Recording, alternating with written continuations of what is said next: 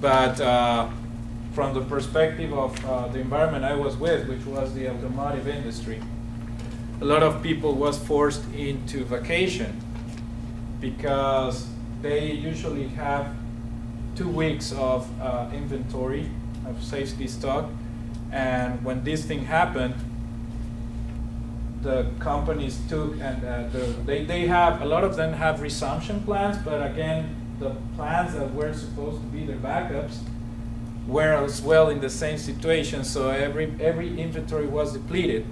So they got to a point where they had to take forced vacation for about 3 weeks because there was no inventories. There was no material to produce.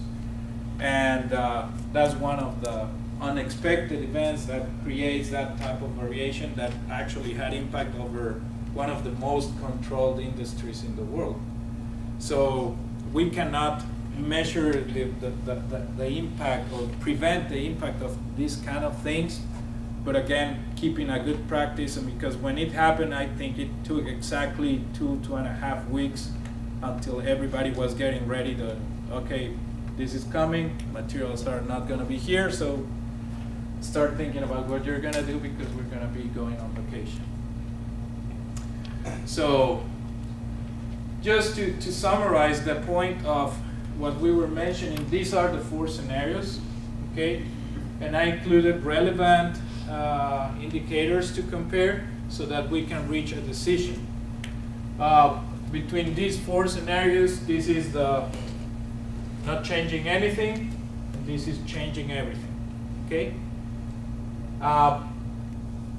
One of the decision points here is, well, we need to compare which scenario is better in 2013. So I just color-coded this in a way to say which one is better. When you see both rows color-coded, it means that it's the same number.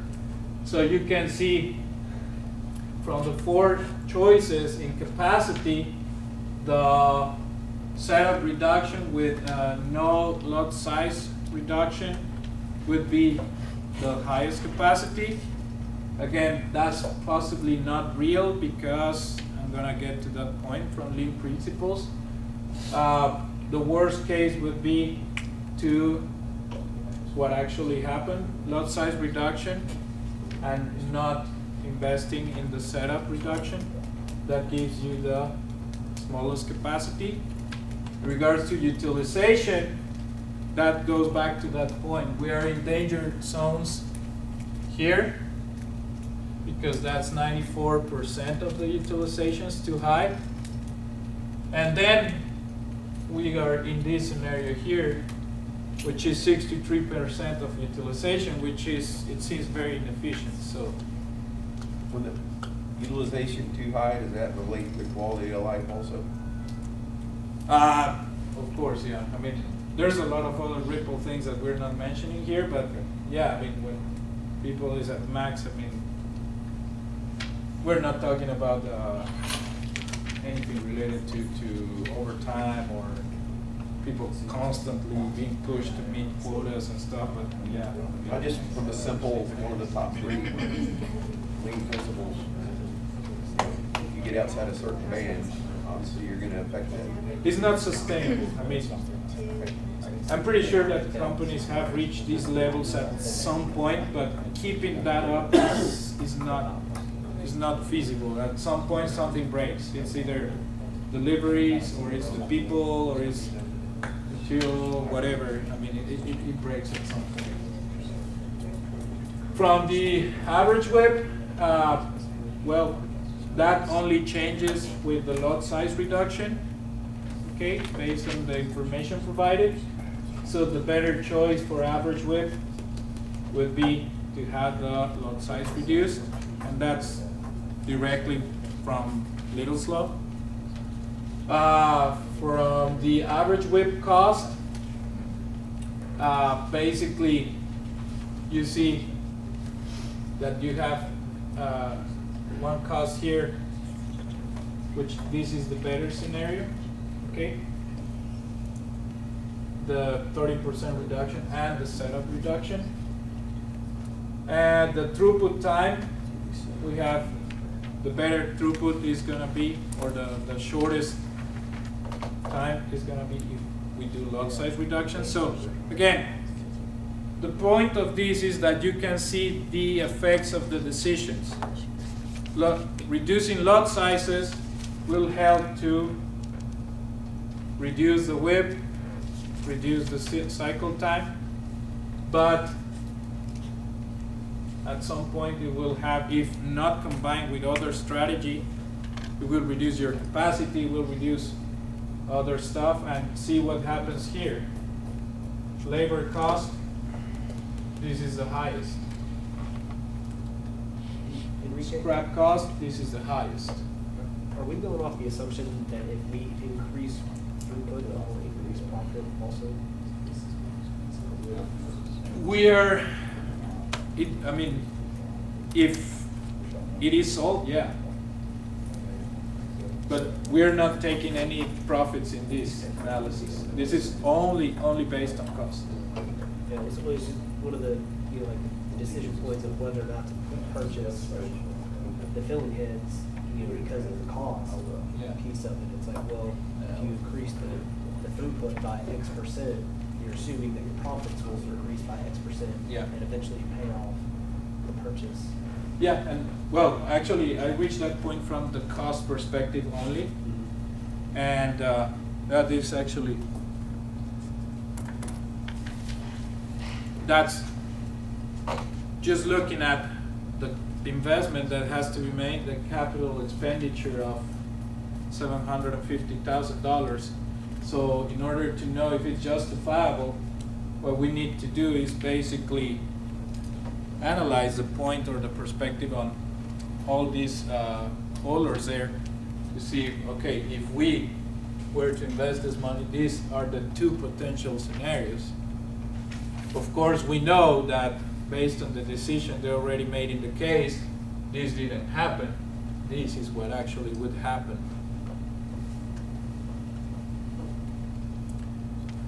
So that's what we do. Since we know that this is what actually happened, how do we justify the investment? We just take the difference in the change between not reducing versus reducing. So making this change has a savings around $500,000, $530,000, and the investment is $750,000, and that is paid off in approximately 1 year and 5 months. Again, just from the cost perspective, this is simple calculation, not including interest rates, not including profits, not including anything else. Just from cost savings, that's what it would take. So the return on investment would be almost 1.5 years. Okay. So I guess to this point is only to say, from all these potential scenarios, if you guys were observing this path, or how did you reach to your decision of doing one thing or the other? There's a comparison in cost increase as well that we have here. You can see, let me just show here, percentage of unit cost change versus 2012. So you see that this is the least change by unit, and this is the highest in the cost by unit, not considering the $750,000 of investment again. So there's all sort of parameters that you can use to reach, okay, my recommendations or recommendations as a team are this, okay? So I guess that reaches the subjective point of, as long as you have valid points into how you reach your conclusions, okay, beyond having the right answers of the numbers shown, how you reach to your conclusion, it really depends on each one of you, Some teams might be risk takers, some others might be more conservative, but as long as you have well thought answers for those conclusions, then that's pretty much what we're looking for here. Any questions so far? Guess you will have to go back and check in detail this thing. So I guess just reviewing what we were supposed to answer, I guess we answered everything. The recommendation of buying or not, you can see it's up to you. It depends on what you conclude. There's no right answer for that. Why didn't they go into balancing the line? Balancing the line, we're assuming that everything is stream on the calculations because we're taking only averages. Averages. Oh, but it started talking about the heads, like one had more head to 24 versus the 12, and they worked at the same speed. So there's obviously an imbalance. That could be part of the conclusions. Again, we don't have enough So as long as we justify our Yeah. explanation. So there's one more thing that is related to these cases, and one thing you're gonna find when these are put together is they're gonna give you a lot of information that it's sometimes more than you need. And you just have to develop that keen eye of picking up what is the information that you really need to provide certain insights. You can go as deep as you want with just this part of information, but that would branch out into thousands of assumptions. Or you can just go very objectively to say, I want to find an answer as quick as possible with these key parts of information, and this would be the result. So I guess that's the thing. When these things are a contest, they're dependent upon the analysis and the information utilized to reach the conclusion. Again, there's no right conclusion until the decision is made and the results are actually executed in real life. Okay. So my point here was I wanted to reach back to this chart over here, where lean principles for reduction of lead time, where we have here inventory cutting, that was the objective. It actually requires you, in a sequential standpoint, lean requires you that the first step you do is that you reduce your setup time before you reduce your lot sizes. Okay. The implication behind this really is, and this is something that was not totally explained in the case, this is assuming that the setups are going to be made for changing products so that you can make more of the same. And this is the reason that this part right here is possibly the most important behind that. Market flexibility. So by reducing setup time, by reducing lot sizes, the organization can be more responsive to market changes. Okay? It happened to me a lot of times. This is just based on my short experience in electronics industry. Their profit margins are very small, so they depend a lot of inventory turnovers. So as fast as possible, every single contract that was made, because the company I work for was, it's categorized EMS, Electronic Manufacturing Services. So we would manufacture for other brands.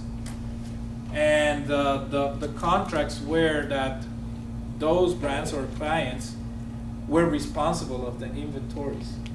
So if for anything they would change a model and we would get stuck with some stock, then that inventory belonged to them. They had to pay us for the inventory anyway. So that kind of pushed the client to make a better forecasting of what they needed to produce and preventing from making changes just like that, so we were with material that was not going to be used. And I guess that goes into policy and contracts and stuff more, but again, just in time, the principle behind just in time pushes that a lot, pushes that the supplier is the one that gets the responsibility over inventories. And I just guess you gotta be smart about it depending on what kind of business you're involved with. So the implications behind this case is what happens when we do this so that we can reach this point, the effects, the cost of it. Is it a good decision? Is it always the best decision? So that's pretty much what we wanted to bring in. So what we're gonna do, I don't know, possibly we were very tight. Dr. Chris has to take over now. And if we can get the feedback sheets, I guess, during breaks and stuff, I'll post this right now so that you have a chance to go through this, and then just return the cases to the actual team so that you have these couple of weeks to make corrections. I'll open up the space again in Blackboard. You have the opportunity to make the corrections based on the feedback, based on these results, and then that's the actual document that we're going to utilize to provide your grades. Okay?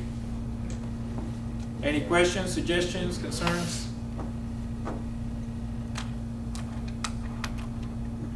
We're good? What's the exact date that the project's due back? 2 weeks from today. I guess you could use the weekend, right? The weekend that we're coming in for extra class. We usually get Yeah. Good Friday. Oh, you're Potentially. It's Good Friday. Yeah, he wants to have us here for Good Friday. Oh. We got an email. Dr. Rubio pays for message. Yeah. Okay. You said your retention. Yeah. Yeah. Me? Yeah. I think he's traveling somewhere. Yeah, no doubt. He comes in the day before, hey, I need a flight for tomorrow. Okay, so let's move it again to the same deadline, Monday. So 2 weeks from today, the next month. All right, so that you can utilize the weekend. I mean, we're not gonna do over there.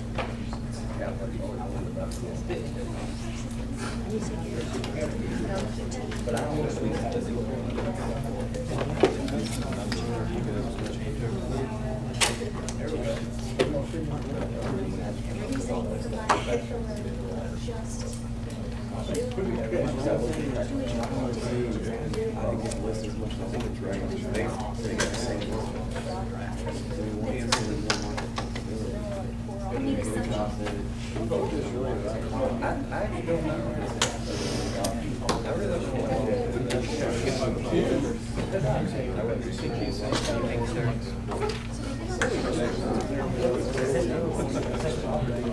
It's going to be based off of that.